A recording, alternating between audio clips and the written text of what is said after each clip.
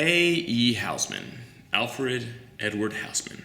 Born in 1859, raised in Bromshire, England, graduated in 1877 from St. John's College in Oxford. A.E. Houseman is a bit of a fascinating man. He was more well known in educational fields for his work translating Greek and Latin poetry than he was for being a poet himself.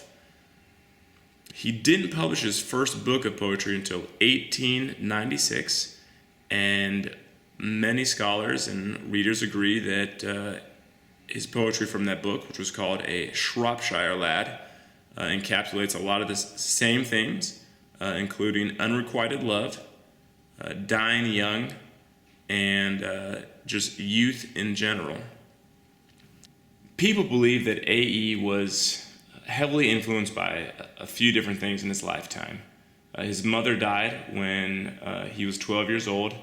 He realized in his last years of college that his love for a college roommate, a man named Moses Jackson, would never be fulfilled. And his good friend and companion died in 1892, and that's what people think led him to write his poetry. When A.E. published his first book of poetry, A Shropshire Lad, which is where we'll find our poem, To an Athlete Dying Young, it actually sold very slowly before it eventually took off after the war. A.E. Houseman's poem, To an Athlete Dying Young, draws similarities between a town and a cemetery to create the idea that early death will immortalize a winning athlete who has died at a young age. And by creating an up-tempo meter and rhyme scheme, he fights against the somber dirge that normally accompanies death. To an athlete dying young. The time you won your town the race, we cheered you through the marketplace. Man and boy stood cheering by. The narrator personifies a town coping with the death of a runner who they recently celebrated for winning a race competition between local towns. It begins with the remembrance of bearing the boy through the marketplace, quote, shoulder high, and then quickly switches to bearing that same runner in a coffin to his grave. While this may initially sound sad, the narrator quickly turns the situation positive by congratulating the runner on slipping, quote, away from fields where glory does not fade.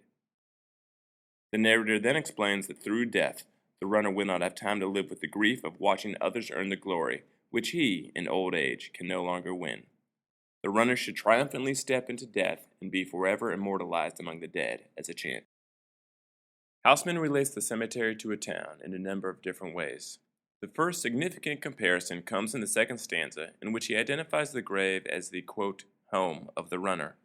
By comparing the grave to a home, the narrator makes the grave seem welcoming and warm rather than cold and lifeless.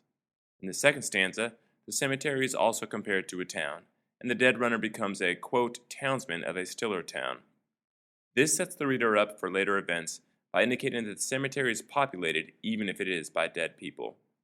These same dead people are important at the end of the poem because they will greet the runner and, quote, flock to gaze at him and his award, which will remain forever, quote, unwithered. By implying that the dead will be there to celebrate him, the narrator is able to create a positive spin on what would otherwise be a depressing situation.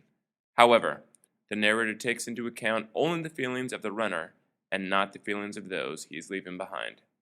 Today the road our runners come. Shoulder high we bring you home and set you at your threshold down, townsmen. The use of couplets and meter also provides relief against the solemnity of the occasion. The couplets are reminiscent of songs, and each line builds towards the next as the reader unconsciously looks forward to the next rhyme.